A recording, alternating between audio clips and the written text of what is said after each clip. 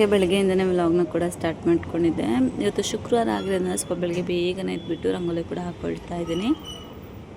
ನನಗೆ ರಂಗೋಲಿ ಹಾಕ್ಕೊಳ್ಳೋದು ತುಂಬ ಇಷ್ಟ, ಆದರೆ ಇಲ್ಲೆಲ್ಲ ಸ್ಪೇಸ್ ಇಲ್ಲ, ಹಾಗಾಗಿ ಪುಟ್ಟದಾಗಿರೋ ರಂಗೋಲಿನೇ ಯಾವಾಗಲೂ ಹಾಕ್ಕೊಳ್ತೀನಿ.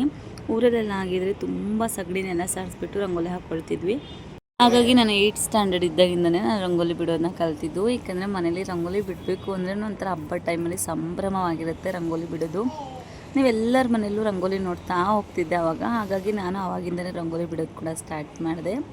ರಂಗೋಲಿ ಬಿಡೋದ್ರಲ್ಲಿ ಏನೋ ಒಂಥರ ಖುಷಿ ಇರುತ್ತೆ, ಏನೋ ಒಂಥರ ಪಾಸಿಟಿವ್ ವೈಬ್ ಅಂತಲೇ ಹೇಳ್ಬೋದು. ಹಾಗಾಗಿ ಆವಾಗಿಂದನೂ ರೂಢಿ ಇತ್ತು. ಹಾಗಾಗಿ ನಾನು ಚಿಕ್ಕ ವಯಸ್ಸಿಂದನೂ ರಂಗೋಲಿ ಕೂಡ ಬಿಡ್ತಾಯಿದ್ದೆ. ಹಾಗಾಗಿ ಇಲ್ಲೊಂದು ಪುಟ್ಟು ರಂಗೋಲಿ ಹಾಕ್ಕೊಂಡು ವಾಯ್ಸ್ ಓವರ್ ಕೊಡಬೇಕಾದ್ರೆಲ್ಲ ನಮ್ಮ ಪಾಪ ತುಂಬ ಡಿಸ್ಟರ್ಬ್ ಮಾಡ್ತಿದ್ರು. ಅವ್ರಿಗೂ ಕೂಡ ಸ್ನಾನ ಮಾಡಿಸ್ಕೊಂಬಂದು ನಾನು ಕೂಡ ಫ್ರೆಶ್ ಅಪ್ ಆಗಿಬಿಟ್ಟು ಬಂದೆ.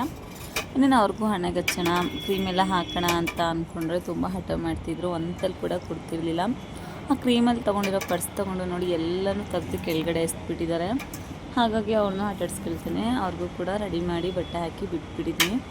ಇನ್ನೇನು ರೆಡಿ ಮಾಡಿಬಿಟ್ರೆ ನಾನು ರೆಡಿಯಾಗಿ ಪೂಜೆ ಕೂಡ ಮಾಡ್ಕೊಬೇಕು. ಶುಕ್ರವಾರ ಆಗಿದೆ, ಸ್ವಲ್ಪ ಲೇಟ್ ಆಯಿತು.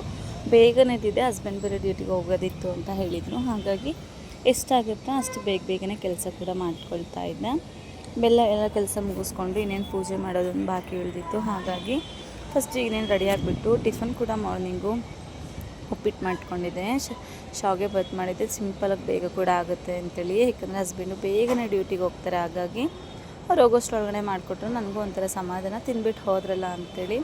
ಅದೇ ಅವ್ರು ಏನಾದರೂ ತಿಂದೇ ಹೋದರೆ ಸ್ವಲ್ಪ ಮನಸ್ಸಿಗೆ ಸಮಾಧಾನ ಇಲ್ಲ, ಅಯ್ಯೋ ತಿಂದಿಲ್ಲಂಗೆ ಹೋಗ್ಬಿಟ್ರಲ್ವ ಅಂತ ಅನಿಸುತ್ತೆ.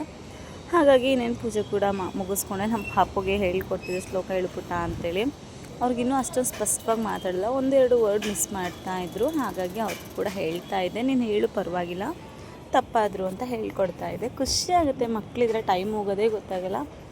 ಬೇಗ ಕೆಲಸ ಕೂಡ ಮುಗಿಸ್ಕೊಂಡು ಬಟ್ಟೆ ಎಲ್ಲ ವಾಶ್ ಮಾಡಿ ಹಾಕಿದ್ದೆ, ಅದು ಕೂಡ ಒಣಗಿದ್ದು ತೊಗೊಂಬರೋಣ ಅಂತೇಳಿ ಬಂದೆ. ನಮ್ಮ ಪಾಪು ಹಠ ಮಾಡ್ತಾಯಿದ್ರು, ಅಮ್ಮ ನನ್ನ ಹೊರ ಕರ್ಕೊ ಅಂತ ಹೇಳಿ.